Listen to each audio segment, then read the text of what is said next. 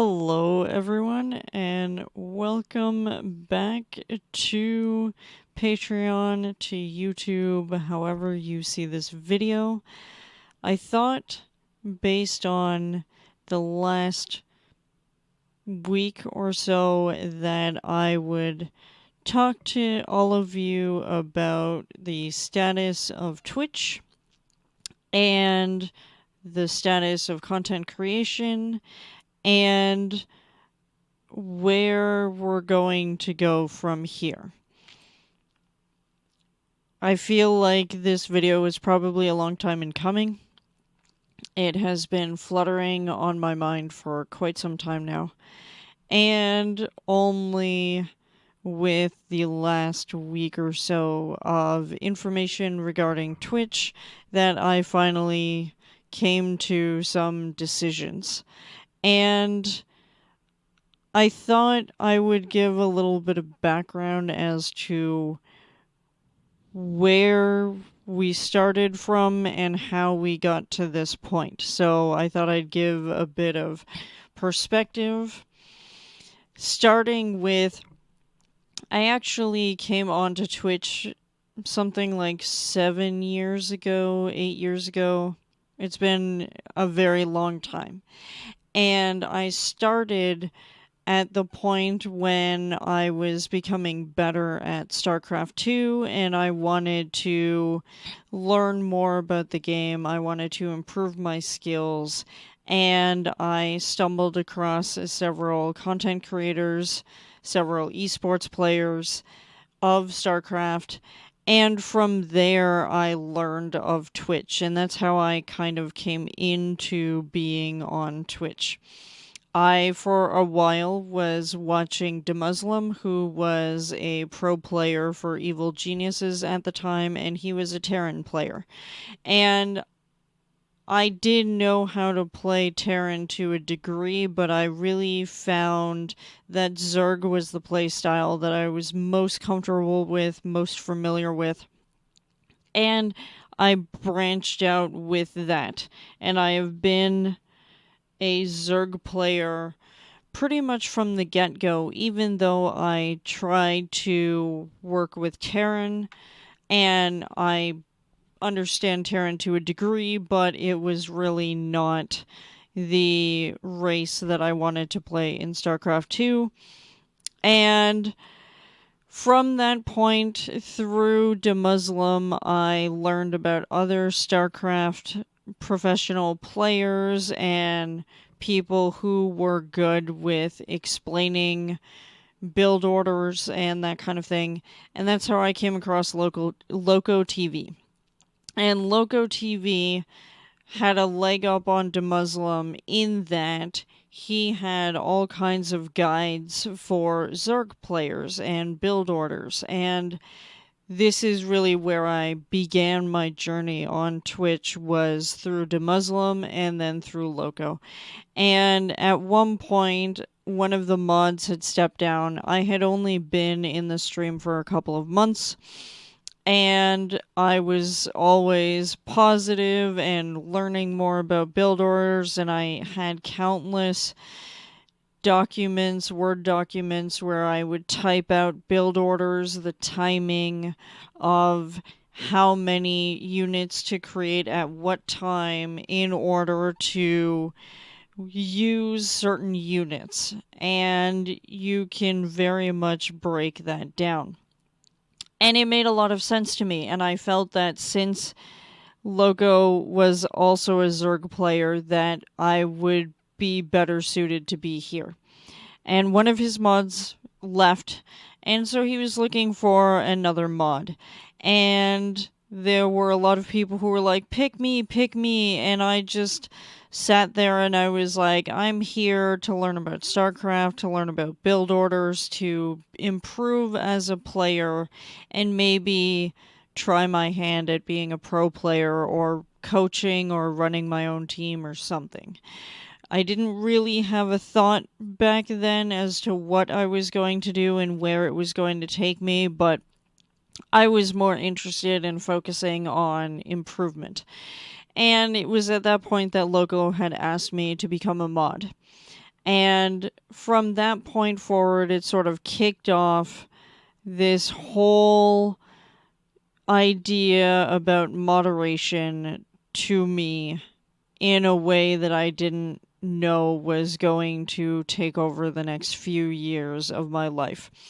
I built up a reputation as a moderator for Loco, and I took time to learn about every bot that was out there.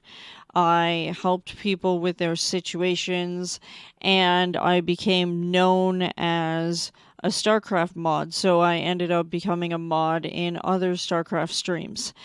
And it was at that point that I was modding for something like 20 different channels throughout the StarCraft community. I was a moderator for Base Trade TV, for Tempo, whom I'm still a moderator for ES Champ, who has obviously moved over to YouTube and has been there for several years now, has moved off of Twitch. I was hoping to get to a point to be a moderator for Rotterdam, who obviously was a Protoss player, but also a shoutcaster and fantastic person who I've actually hung out with Rotterdam a number of times. And from there, just ended up in various different streams. I was a big fan of Stefano, who, of course, was a Zerg player for Evil Geniuses as well. And from that point, I morphed into esports a lot more.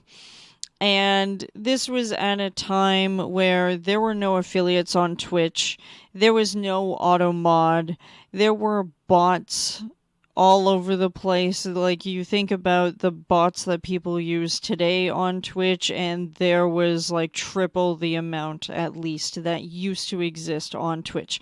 And a lot of them just sort of stopped being worked on and stopped having usefulness because of the powerful bots like Stream Elements, or even Nightbot has a bunch of functionality that it didn't used to have back then.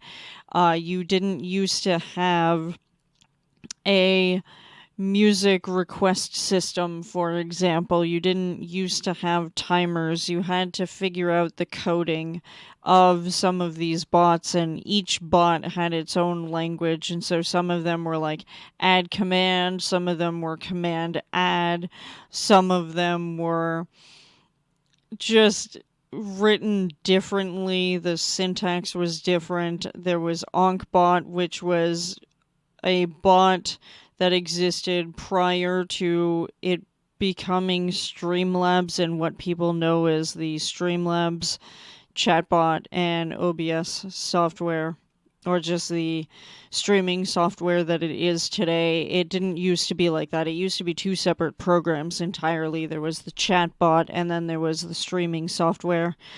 Even in terms of apps, it used to be separate. You had to have the Streamlabs app on your phone, and if you wanted the chat bot, you had to have a different app at one point in time.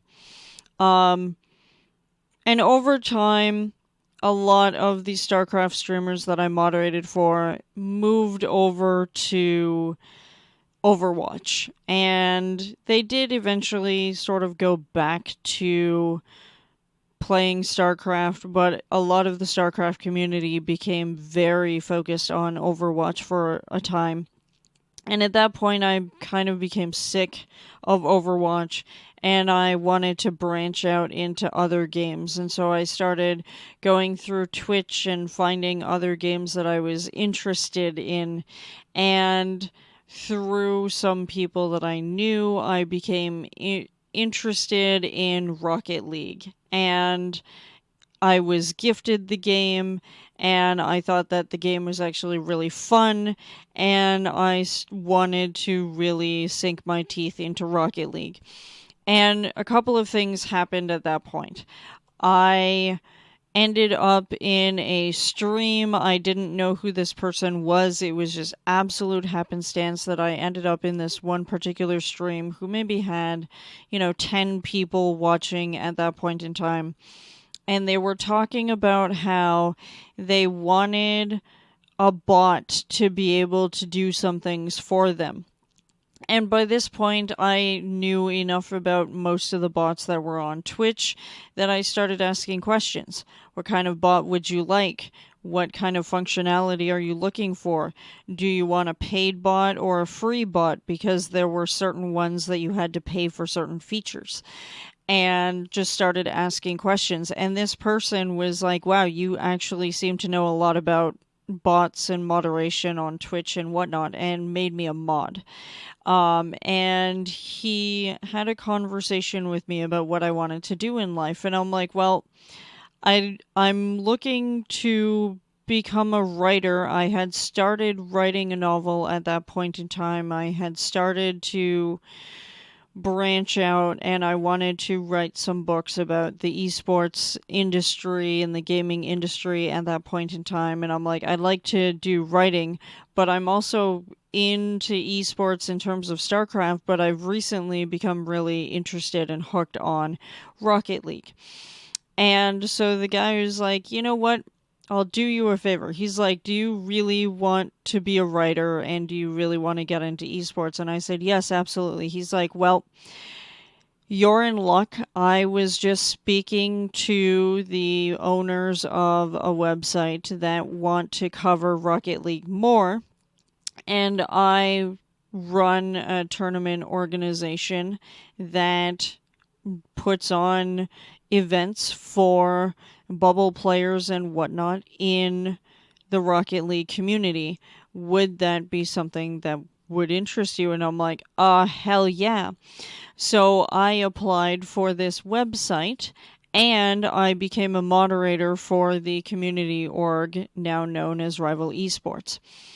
And that was a transition that was incredibly interesting and challenging at the same time, because I had to not only learn about the game really quickly, but I was also writing articles about that game at the same time. And so I spent a lot of time researching the pro players, watching replays, watching every single broadcast I could about Rocket League to get to know the scene better, to get to know the people and the plays, so that I could properly do my job as a writer. And it was something that I absolutely loved. It was challenging. It was a different story every single day.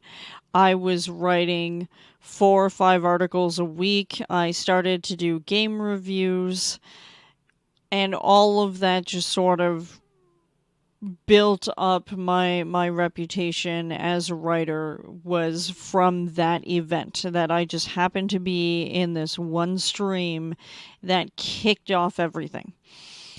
And with all of this moderation and writing and dealing with Twitch, I've seen it all. I started to see some real issues coming about when it came to Twitch and some of the things that are currently happening. A lot of these things I sort of saw coming, or I knew that there were going to be problems that Twitch would have to address. And ultimately, I think that a lot of what I've seen over the years has built up to what we are seeing currently with Twitch, where they're taking some decent steps forward, but also taking some massive steps backwards. So from the moderation side, things that I've never perhaps said before, but there were situations where I learned that Twitch will not shut down a stream unless it's an absolute extreme case. And even then, it's questionable whether or not they'll do anything. So, for example, I had a moderator come into a channel saying, I need to get a hold of Twitch staff or people who might be able to do something about this situation. We talked in private and found out that a streamer was actively having a seizure and they wanted to shut down the stream. That was a very uncomfortable situation to be in because I was obviously not a moderator for that channel, but I tried to talk to people that I knew, other moderators, to ask, is there anything we can do about the situation? And Twitch did not deem that to be a severe enough situation where they would step in and stop a broadcast. So unfortunately, there were a group of people that saw this happen on stream and then spent the next 45 minutes trying to convince him after he was woken up, if you will, from the seizure to turn off his stream. 45 minutes before the person was able and understanding enough to say, I am going to shut off the stream. I've seen moderators go behind the scenes of bullying other moderators that ultimately led to bullying people off of the platform, bullied them out of channels that they really enjoyed being in. And part of the reason that they were able to do this was because they were the biggest monetary supporters of those streamers. I've seen mods bully other mods by using screenshots of insults from other people and they decided to use the screenshots to insult and say these things because, quote, they would never say these things themselves because they didn't like those words, but they had no problems using a screenshot of someone else and that person being implicated and unceremoniously taken off of the mod team at that point in time. That sparked a whole bunch of do not talk about situations. Moving forward, you guys deal with it yourselves. We are not your babysitters. I have modded for streamers who constantly change their rule by day, by hour, by minute even, and in fact they would change their mind if they were drunk or not drunk. They said, no, I absolutely positively do not want this to be part of my stream culture. And then the very next day, change their mind and say, I trust this person better who's not even a mod for my stream, but I trust this person. Mods have no power here. I have seen valued community members get struck down so hard that they caved into social media pressures to a point that it was actually deadly.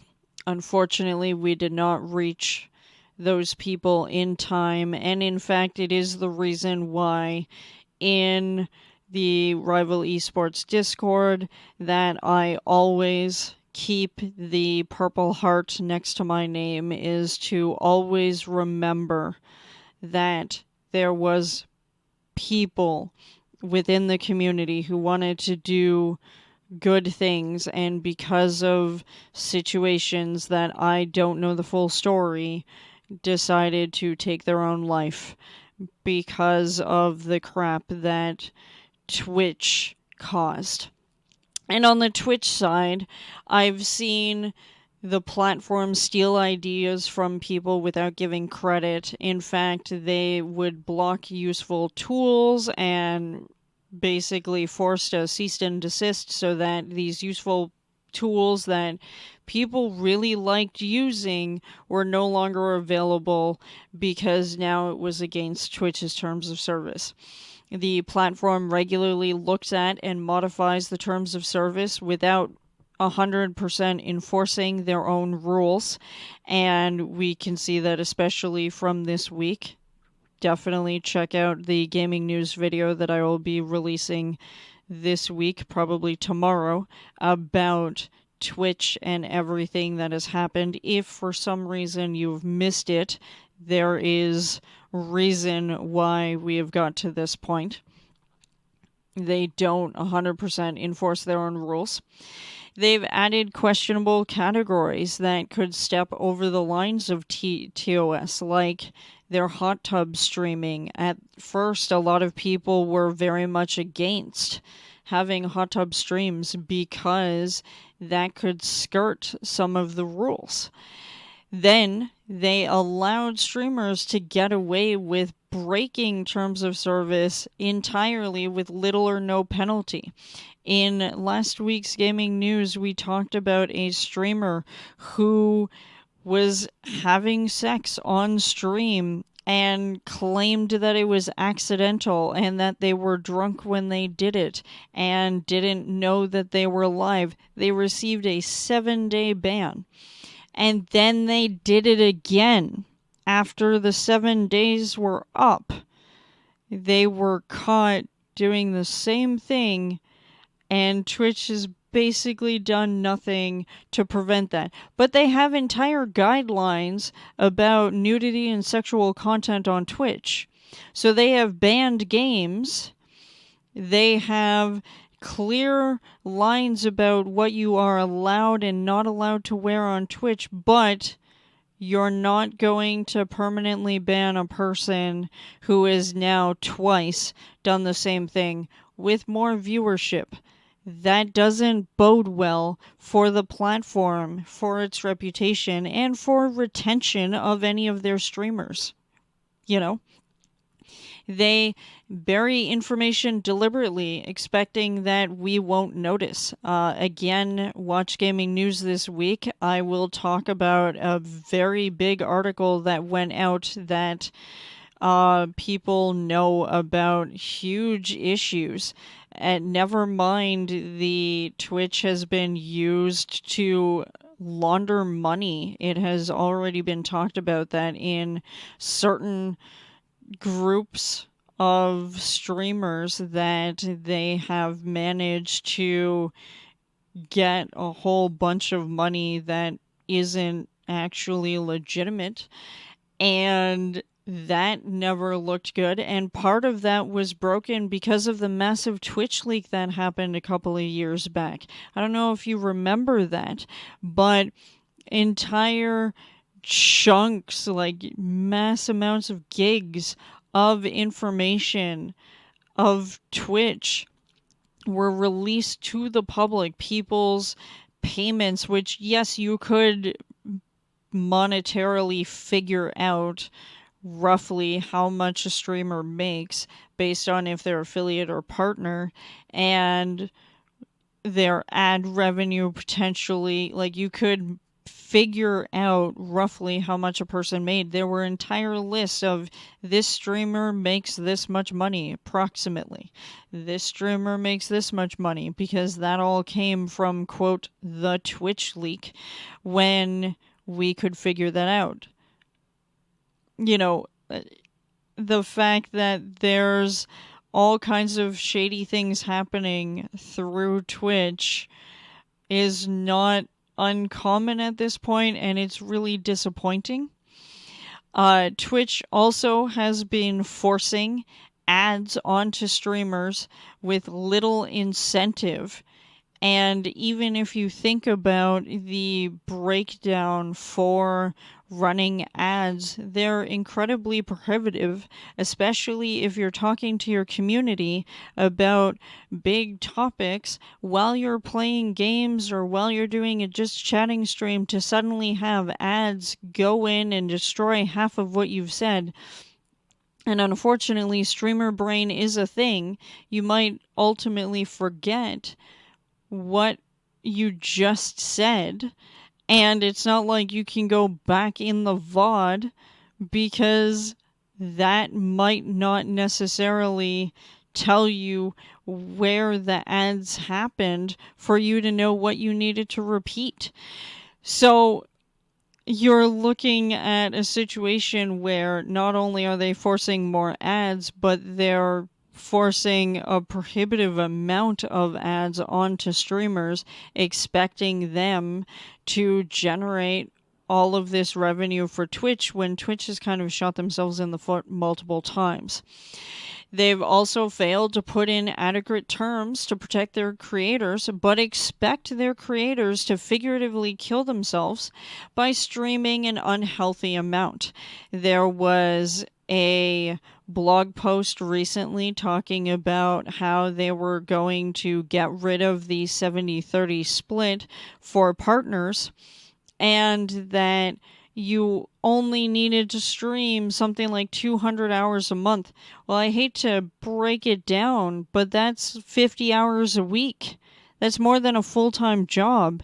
And if you're only averaging a certain payout, you actually would make more money at a minimum wage job than you do full-time streaming. There's a reason why people have to diversify their content, and even if they do, it may or may not work out for them. And you also have the fact that Twitch has allowed people to stream with the guise that it's the streamer's problem to follow the guidelines, which they don't 100% follow themselves.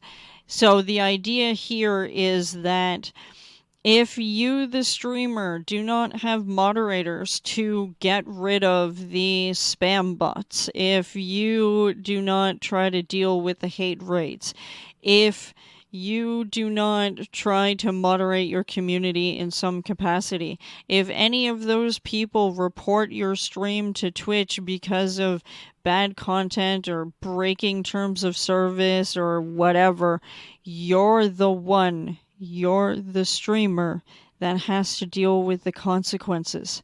Yes, they will try to go after the people who maybe did the hate rating or said the awful things that they said in chat, but if you made no efforts whatsoever to moderate that channel, you're responsible for your stream. It's your business, and they're not going to necessarily help you with it. And even then, if you find these bad actors in whatever capacity and report them to Twitch, Twitch just might not listen to it or pay attention. There are multiple times where people have tried to bring up issues to Twitch, but Twitch just turns a blind eye to those things, but then will take it out on streamers. It's very bad. It's a very bad look for Twitch, and it's very bad for creators who are constantly burning out with needing to stream every day and to keep their subscribers and to have all of these changes constantly happen so that Twitch makes more money and ultimately Amazon technically making more money because they've lost a ton of money. Now, this brings us to the point of this video, which is talking about where I stand moving forward. I have tried for the last 7 or 8 years to build up a community.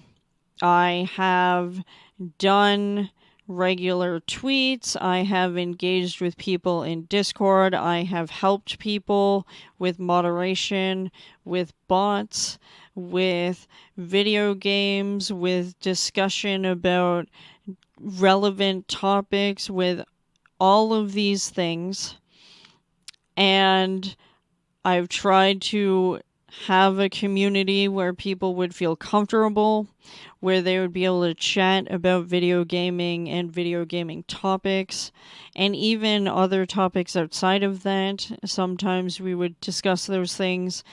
And I try to be the person to connect people to other people. And over the years, I have discovered that Twitch just doesn't do it anymore. I became an affiliate probably 3 or 4 years ago. I'm not even sure how long. Maybe longer. 5. It has to be longer than 3 or 4 years ago, to be honest. I'm not actually sure when I became an affiliate. I could probably look at my contract and find that out. But it has been a long time. I have never had more than 20 people in my stream regularly. I have gone through various iterations. I have put in work for overlays. I have created emotes. I have branched out into different video games. I do video game reviews. I do press releases. And I do have my gaming news that I've been doing for the last couple of years. And with everything that I've tried to do to diversify my content, to have stuff on YouTube, to have stuff on Patreon that would be interesting to people, to have a Discord server that allows people to discuss various things, to reach out and help people out in video games.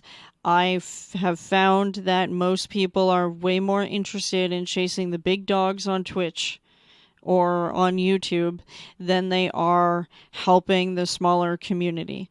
And it doesn't matter how positive you are.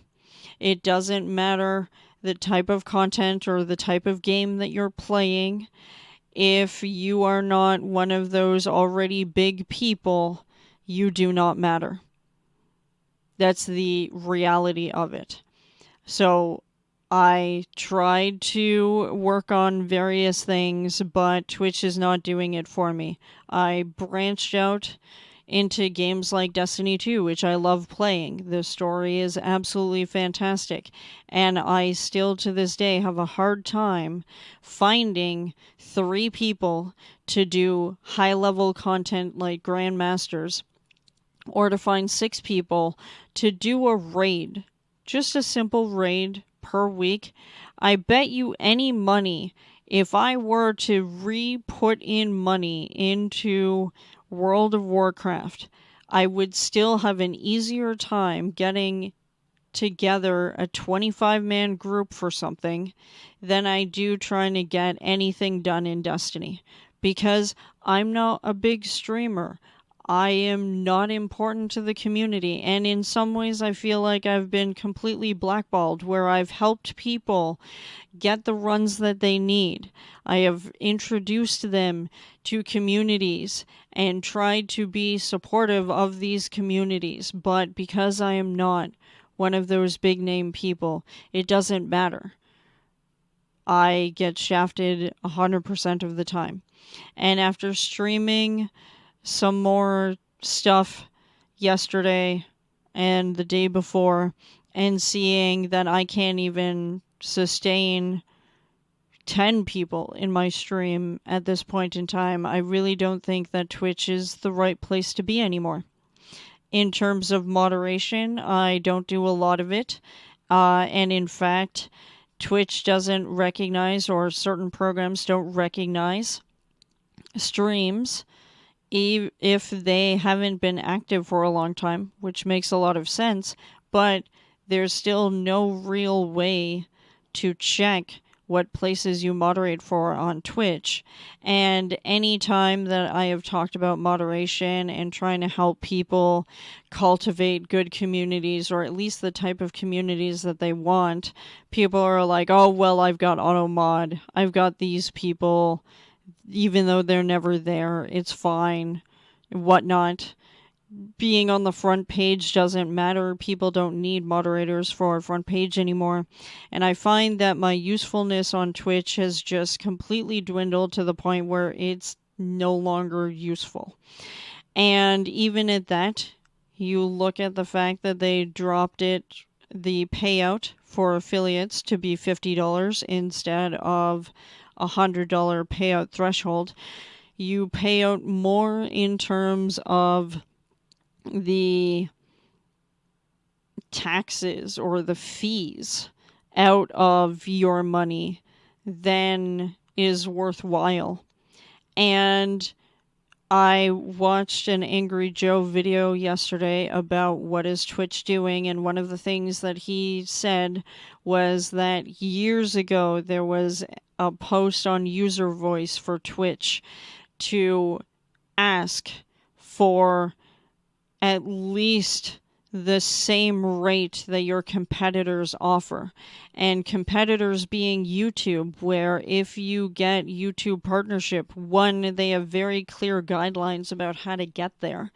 And 2, they offer a 70-30 split right off the bat.